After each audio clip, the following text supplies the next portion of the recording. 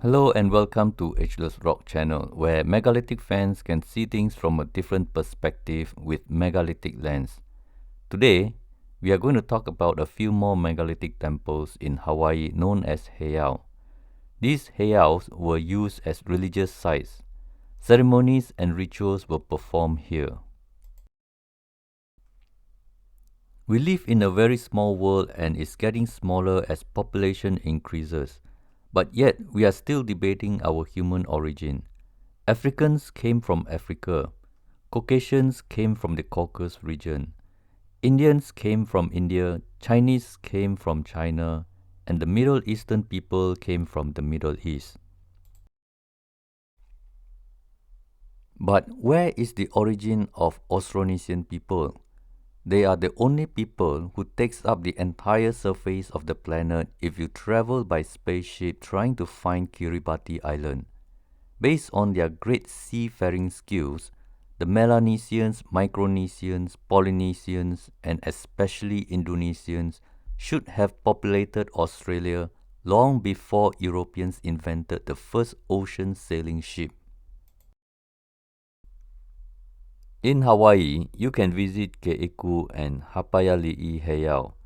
It is believed to have been constructed in 15th century.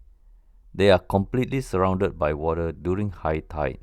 For most part of its existence since Europeans' arrival, we basically had no clue what this is. It was during restoration that we found out this pile of stones by the beach is more than just a platform believed to be a temple. Gods and deities can be worshipped without megalithic platform. Spiritual ceremonies can be held on a flat area on the ground.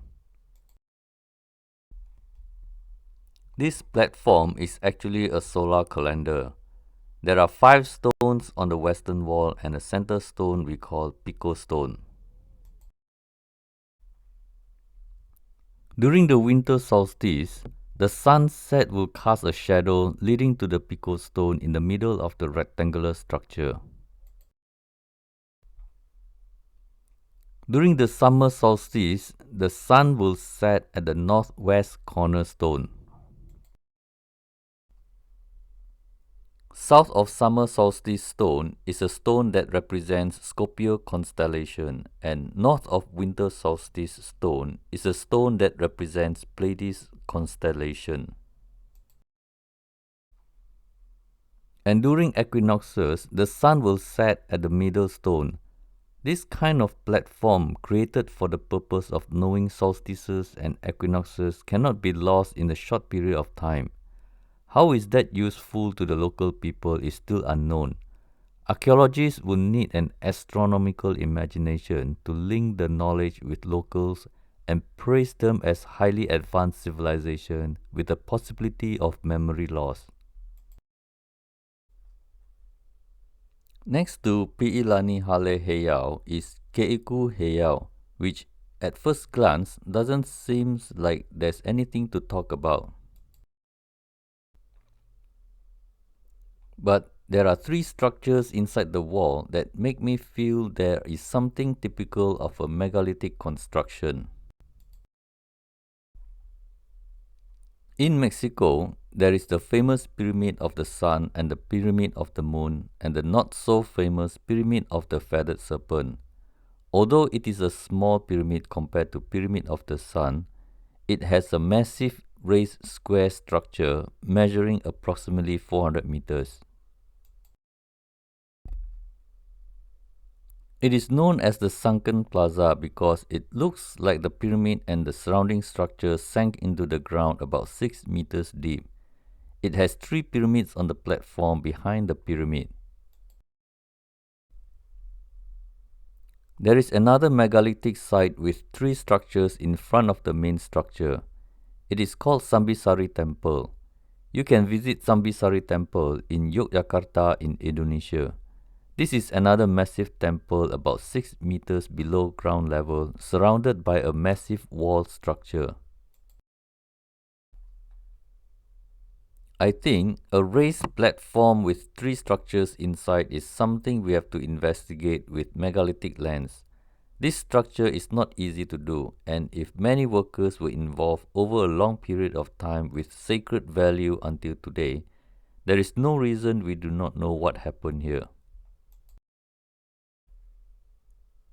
It is believed that Chief Kamalalawalu of Maui was sacrificed here after being defeated by Lono Kamakahiki in the 16th century. But I don't think it was built by native people of Hawaii just because they used this as a temple for worship or sacrificial platform. But this place is more than just two heiaus. There are more works to be done, and each time we discover something, the mystery deepens.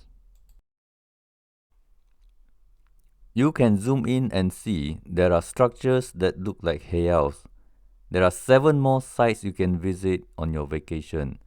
Just put on your Indiana Jones hat and wear your megalithic lens, and you will see things from a different perspective. These stone structures are outside our human capacity to understand, especially we can only see them as temples. Pu'ukohola Heiau is an interesting temple. It is written everywhere that Kamehameha the Great constructed this by having thousands of men forming a line about 40 kilometers or 25 miles long. They worked for less than 1 year, passing rocks from Pololu Valley at one end and forming a heiau at the other end. I think it is reasonable to believe each rock traveled as slow as one person walking, and it should have taken 10 hours for each rock to move from Pololu Valley to Pu'ukuhola construction site. This is an incredible discipline and management for food and lodging, as every day you have to make sure thousands of willing workers get to their location and had food and water taken care of. All this was achieved in less than 1 year. Pu'ukuhola Heiau concept was conceived when a priest by the name Kapoka told Kamehameha the Great that he could unite the entire Hawaii Islands if he dedicates a Lokini Heiau, which is a sacrificial temple to Ku, god of war, on Pu'ukohola Hill. After killing Keowa, who is his cousin and rival, Keowa's body was sacrificed here. At the end of the day, this massive pile of stones, measuring 68 meters long by 30 meters wide and about 5 meters tall, has only an oral tradition with no record. The archaeologists have yet to confirm the legendary construction ever took place. It could be a simple restoration on top of an older site, possibly built in the year 1580. I think there is also another interesting feature at this site. A video screenshot above shows a familiar circular structure. I am pretty sure it is one of those mysterious stone circles where in Palau Island it is called rice stone, which is known as money stone. In Daringkuyu, underground city, it is called stone doors. These stone circles are everywhere at megalithic sites, and we actually don't know what it is. If oral tradition is true, then this is the most historical heiau of all. This is the heiau that provided the spiritual life force called mana that gave Kamehameha the Great the power to unite Hawaii and became the Hawaii we know today. Without Pu'ukuhola Heiau, there could be no united Hawaii as we know today. Strangely, this site was abandoned after Hawaii was united. It was much later that ceremonies were revived. In Manao, there is an interesting temple managed by Manao Heritage Center. Here, rain is not only important but also a sacred gift. Kūkaʻōʻō Heiau was used as a temple dedicated to god Lono, who is also god of agriculture, rain and fertility. Fertility is not only limited to ability to give birth but also about a fertile land. Locals give this credit of construction to Menehune. The Menehunis are the ones who sit on this higher ground and overlook the farms and farmers below. I think if locals built this, they should also know the reason for abandoning it. They wouldn't allow nature to take over since it is supposed to bring good harvest. It was restored as recent as 1993. The most interesting fact about this heiau is that it is oriented towards north-south diagonally. During the equinoxes, the sun will rise on an east-west direction diagonally. This astronomically significant temple, if constructed for agriculture, we should know what Hawaiians would do on spring and autumn equinoxes. Temple abandoned for unknown reason and agricultural knowledge loss are highly unlikely events.